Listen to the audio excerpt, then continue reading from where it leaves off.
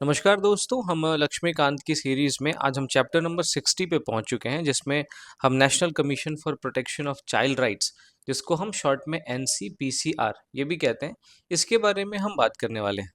दोस्तों, पिछले कुछ चैप्टर्स में आपको बहुत सारे कमीशंस देखने को मिले होंगे। तो मैं आपको बता दूं कि जो लक्ष्मीकांत के कॉन्सेप्चुअल चैप्टर्स थे, जिसमें आपको समझने की ज़रूरत होती है, वो कॉन्सेप्चुअल चैप्टर्स अब लगभग खत्म हो चुके हैं।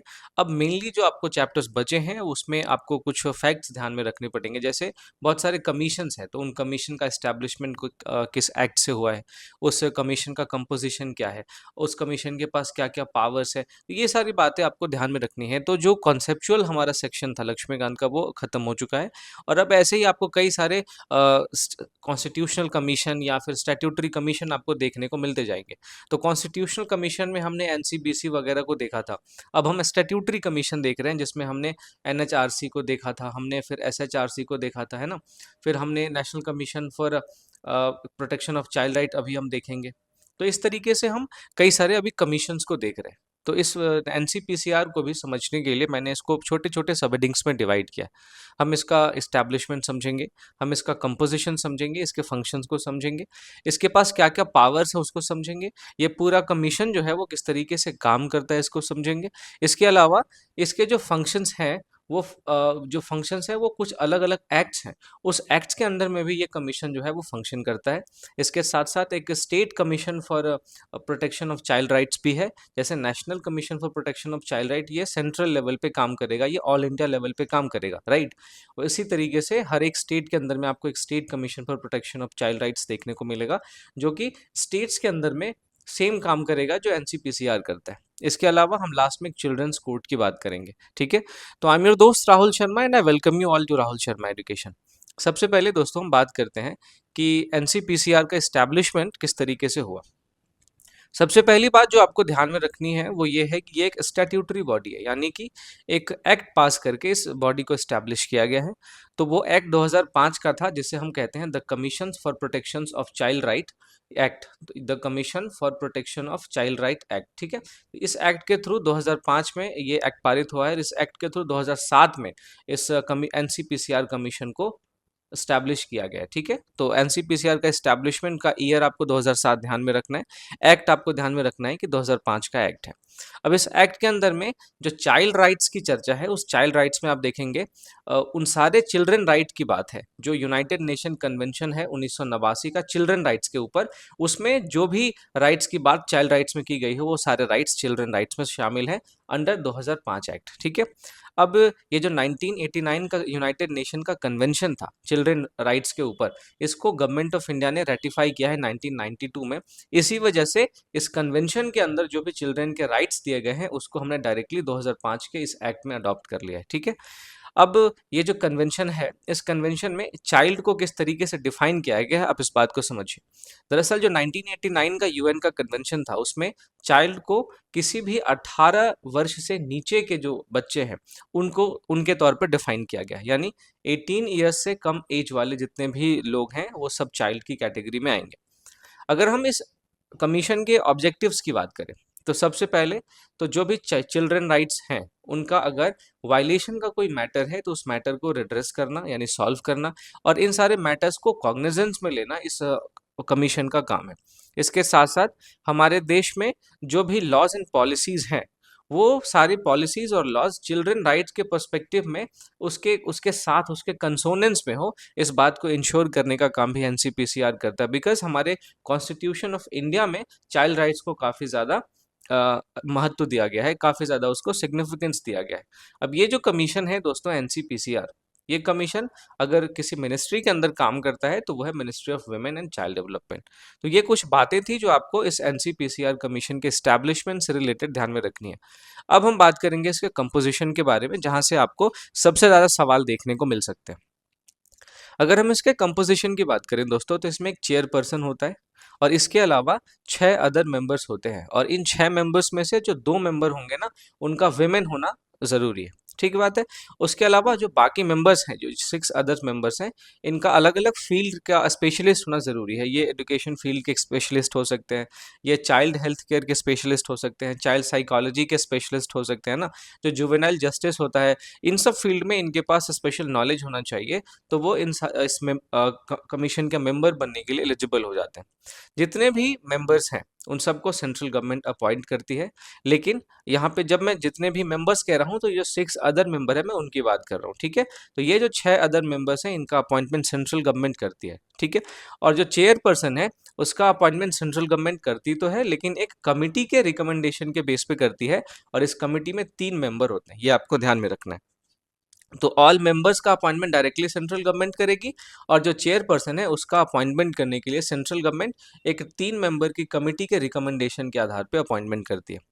जो इस कमीशन के मेंबर्स की सैलरीज हैं, अलाउंसेस हैं, वो सब के सब सेंट्रल गवर्नमेंट प्रिस्क्राइब करती है, जाहिर सी बात है। आपने अगर मेरी पिछली वीडियोस देखे होंगी तो उन सारे वीडियोस के आधार पे आप ये अंदाज़ा लगा सकते हैं कि किस तरीके से किसी भी कमीशन के मेंबर्स की सैलरीज और अलाउंसेस काम करता है। जो अपॉइंटिंग अथॉरिटी होता है, वही जो है उसकी सैलरीज और अलाउंसेस डिटरमिन करता है। अगर हम एनसीपीसीआर के मेंबर्स के टर्म की बात करें, तो जितने भी मेंबर हैं वो 3 साल तक के लिए अपने ऑफिस को होल्ड करते हैं, ठीक है। अगर हम अपर एज लिमिट की बात करें, तो हम देखते हैं कि जो चेयरपर्सन है, वो 65 ईयर्स की एज तक अपने ऑफिस में बना रह सकता है, और जो बाकी मेंबर्स हैं, वो 60 साल की एज तक अपने ऑफिस में बने रह सकते हैं, ठीक है। इसके अलावा जो मेंबर्स हैं, वो रिजाइन भी कर सकते हैं सेंट्रल गवर्नमेंट को, या फिर सेंट्रल गवर्नमेंट चाहे तो उनको कुछ ऐसे सर्कमस्टांसेस होते हैं, उन सर्कमस्टांसेस में उनको रिमूव भी कर सकते हैं।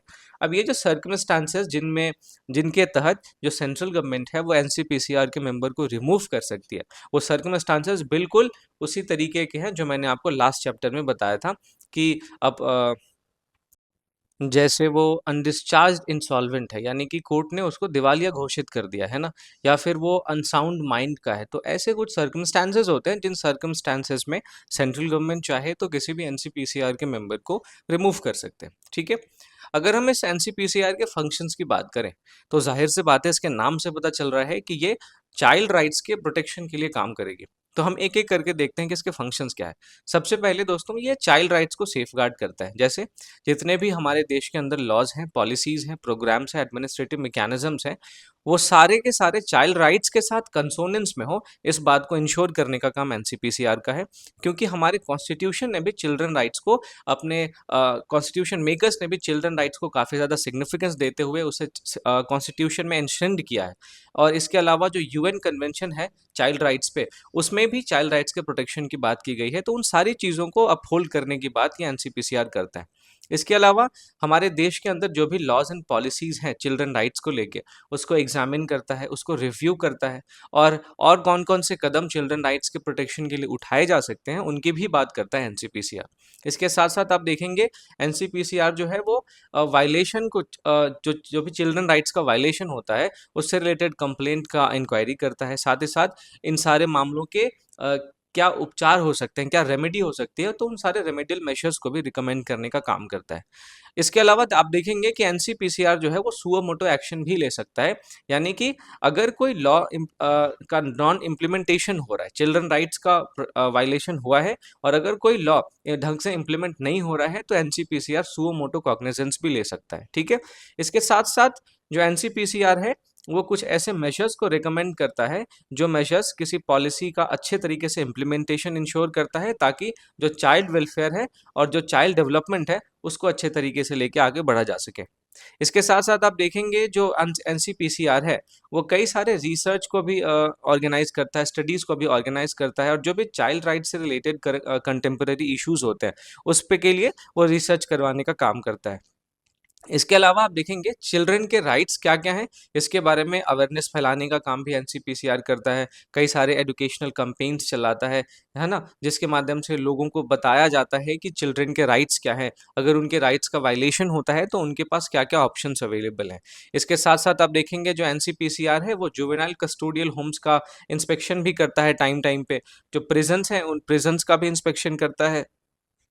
या फिर कुछ ऐसे इंस्टीट्यूशन है जो चिल्ड्रन के कंडीशंस को चेक करने के लिए होता है, उनका उनमें क्या क्या इंप्रूवमेंट लाए जा सकते हैं, इन सब चीज़ों को भी रिकमेंड करने का काम एनसीपीसीआर करता है। इसके अलावा एक मॉनिटरिंग इम्प्लीमेंटेशन है एनसीपीसीआर का, यानी कि जो आरटीई एक्ट आप देखेंगे, राइट टू एजुकेशन एक्ट जिसको हम कहते हैं, या right of children to free and compulsory education act 2009 का है। तो इस आरटीई एक्ट के इम्प्लीमेंटेशन को मॉनिटर करने का काम भी एनसीपीसीआर करता है। साथ ही साथ जो इंटरनेशनल ट्रीटीज हैं चाइल्ड राइट्स से रिलेटेड, उन सारे ट्रीटीज को एग्जामिन करता है। जो भी इंटरनेशनल इंस्ट्रूमेंट्स हैं उन पे रिकमेंडेशन देता है कि किस तरीके से इन सारे इंस्ट्रूमेंट को इंडिया के अंदर इम्प्लीमेंट किया जा सके। इसके अलावा आप देखेंगे ये जो एनसीपीसीआर है वो हर साल एक एनुअल रिपोर्ट सेंट्रल गवर्नमेंट को पेश करता है, ताकि वो सेंट्रल गवर्नमेंट को ये बता सके कि चाइल्ड राइट्स के ऊपर किस तरीके से किस इफेक्टिवनेस के साथ हमारे देश में प्रोग्रेस हो रहा है। तो ये दोस्तों इसके कुछ फंक्शंस थे जो आपको ध्यान में रखने हैं। अब एनसीपीसीआर के फंक्शंस को देखते हुए जाहिर सी बात है कि इसको कुछ ना कुछ पावर देनी पड़ेगी, तभी जाके ये अपने फंक्शंस को अच्छे तरीके से डिस्चार्ज कर पाएगा। तो आप देखेंगे कि इस कमीशन के पास सिविल कोर्ट जैसे पावर है इन सर्टेन मैटर्स। जैसे अगर किसी भी पर्सन को समन करना हो, कोई एविडेंस के लिए डॉक्यूमेंट का रिक्वायरमेंट हो, तो इन सब केसेस में इस कमीशन के पास सिविल कोर्ट जैसी पावर आ जाती है। इसके वर्किंग की बात करें, यानी किस तरीके से ये काम करता है, तो आप देखेंगे कि ये जो कमीशन है, ये कमीशन सेंट्रल गवर्नमेंट को या किसी भी कंसर्न गवर्नमेंट को रिकमेंड कर सकता है कि किसी भी पर्सन के खिलाफ क्या सूटेबल एक्शन लिया जाए जिस पर्सन ने चिल्ड्रन राइट्स का वायलेशन किया है। इसके अलावा ये सुप्रीम कोर्ट या हाई कोर्ट को भी अप्रोच कर सकता है, ताकि अच्छे तरीके से जो चिल्ड्रन राइट्स हैं उनको प्रोटेक्ट किया जा सके, और इसके लिए वो सुप्रीम कोर्ट और हाई कोर्ट से रिट्स इशू करवा सकता है, ऑर्डर इशू करवा सकता है, डायरेक्शंस इशू करवा सकता है। इसके साथ आप देखेंगे, मैंने आपको बताया कि ये जो कमीशन है वो एक एनुअल रिपोर्ट सबमिट करता है सेंट्रल गवर्नमेंट को, या जो भी स्टेट गवर्नमेंट इस मामले में कंसर्न है उनको।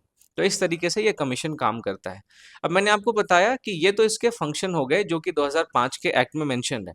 इसके अलावा और भी कई सारे एक्ट्स हैं जिसके तहत एनसीपीसीआर को फंक्शन करना पड़ता है। एक तो मैंने आपको बताया कि राइट टू एजुकेशन एक्ट जो है 2009 का, इसके अंडर भी एनसीपीसीआर के कुछ फंक्शंस है जिसको इस कमीशन को डिस्चार्ज करना पड़ता है।